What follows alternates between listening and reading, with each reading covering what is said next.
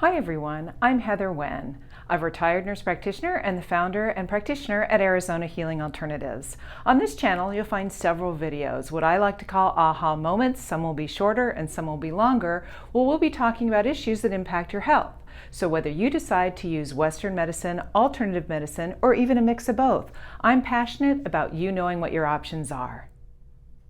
In this three-part communication series, we're going to be going through a few little tips on communication and relationship communication specifically. Why am I doing that? Well, what I've seen in my practice is since this whole COVID thing, there's been a great deal of stress on relationships. Sometimes it's been a good thing when people are in the same, house together, but in some cases it's brought to light some very different communication styles which may not be so healthy. So we're going to separate this out into three parts. The first part is just going to be on basics of communication. Second part will expand on those basics, and the third will be about conflict resolution. Why am I doing this? Well, I just explained that reason why I'm doing it, because of all the stress that I've seen, but also because we know that stress does what? It impacts the immune system, and it's so important for our immune systems to stay really healthy. So these are just tips. You can use them, you don't have to use them. Some people use, silent treatments, things like that work for them. That's okay if it works for you, as long as, and now let's go into all of the disclaimers. And I won't fast forward this part where it's like really fast, like on the TV, where you can't hear anything I'm saying. So let's go through the disclaimers. These tips that I'm going to give you are not a replacement for any kind of counseling. So I'm not a therapist, I'm not a counselor, I'm not a psychiatrist, I'm not a psychologist, and I'm also not a life coach. These particular tips come from my years of experience as a nurse and a nurse practitioner, where we were trained in a bit of psychology, and we were trained in how to help people and guide people through really difficult situations. But like I said, it doesn't replace any of those other things. So there's my disclaimer, said slowly and carefully, and there's my disclaimer. But at the same time, where does it come from? This is just from my own personal experience. This is things that I've heard, that I've researched, and basically my own personal experience. So you can try them out or not try them out, but when it comes right down to it, and this is another disclaimer, it's never an excuse for abusive behavior. Having spent a great deal of time, like I said, going through with people as far as their stress levels and things like that when it comes to domestic violence situations, it is never an excuse for abusive types of behavior. So let's get started. Stay tuned.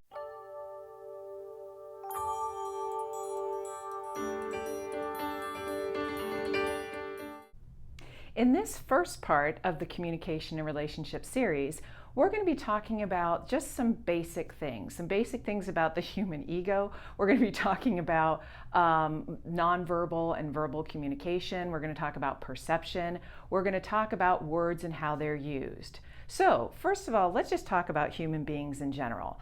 How many of you like to be right? Doesn't everybody? I mean, if we think about going to the big game and we think about there's always a winner and there's always a loser, right, in that game. Well, the interesting thing about sports, that's really fantastic in sports because there has to be. But then we take that into human beings in general, our ego and communication styles. Everybody wants to have their way and everybody wants to get their needs met.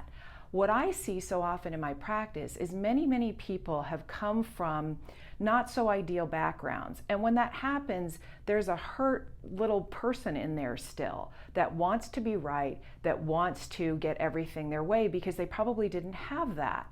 So if we take that at the basis, and even if you didn't come from one of those backgrounds, if we take that as the basis that human beings want to be right and our egos want to be right, then we know where we all start kind of at that level.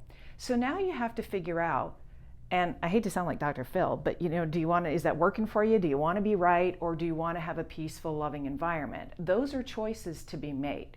So if we talk about and break down communication, let's go into verbal communication and nonverbal. Because oftentimes there's verbal communication in what I say, and then there's nonverbal in what are my gestures and what is my tone and what is the way something comes across. Oftentimes people take more stock in nonverbal communication, right? So if we think about the ego and that we want to be right, correct, then we're talking about like bullies on the playground, right? Well, I've got to be right. The problem with a bully is what is at the deep core of that?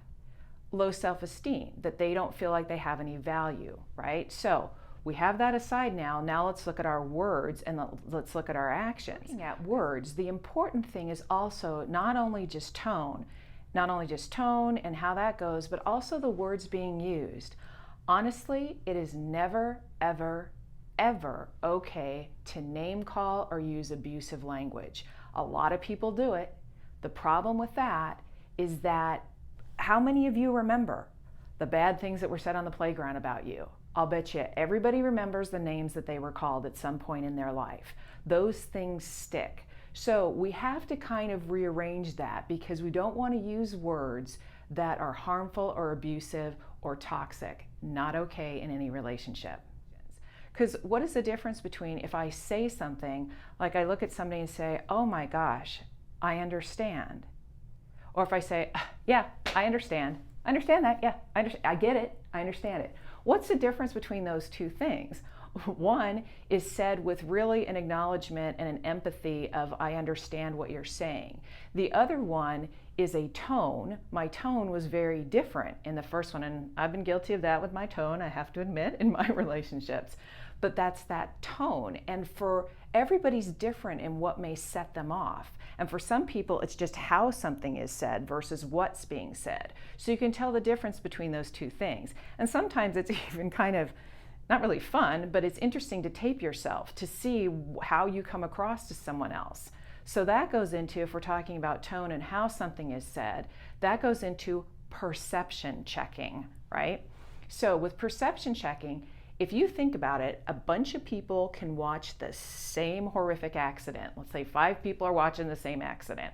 And on that same accident, each person will be maybe basically the same in what they report to the police, but there are going to be differences. It's the same thing as when we line people up in a row and I whisper in your ear about the phrase, the exact phrase, and we pass it along the line. At the end, it's never the same, right? So it's everyone's perception. So if I came across, for example, like, yeah, I understand, just because I'm tired, I want to get through it, whatever the deal is, the other person can perception check that and say, oh, it sounds like, or it feels like on this end, like you might be frustrated, this might not be a good time, just want to check that out. That's perception checking, because truly, it's not what happens out here that matters. What happens is how we perceive it and how we take it. And that brings about another point, which is feelings are not right or wrong, they just are. And we'll get into that in a little bit, because no one can argue with someone else's feelings. It's how it comes across. So play around with that a little bit about tone, verbals, nonverbals, and just kind of play around with that. And then really it's time to get the ego in check and decide, what do you really want from communication with someone? When you are going into that, what is it that you want to get out of it? Do you just want to be heard? Do you want to make a point? Check that ego, because if it's, oh my gosh, I have to be right, that can set some things off. So please, please, please, if you need extra help, if you need extra assistance, don't hesitate to reach out when it comes to some of these communication things, whether it's emotional reprogramming with me, whether it's with a psychologist, psychiatrist. Sometimes if there's depression involved, medications may need to be involved. Other things like that that are more advanced, or life coaches, or whatever it is you need to get that extra assistance so that you can get the most out of all of the relationships in your life. So once again, practice with those things, and I'll see you in part 2 when we continue. If you enjoyed this series and you enjoyed what you're seeing, please feel free to hit that subscribe button. Also, if you would like to be notified when new videos come out, please hit that notification bell.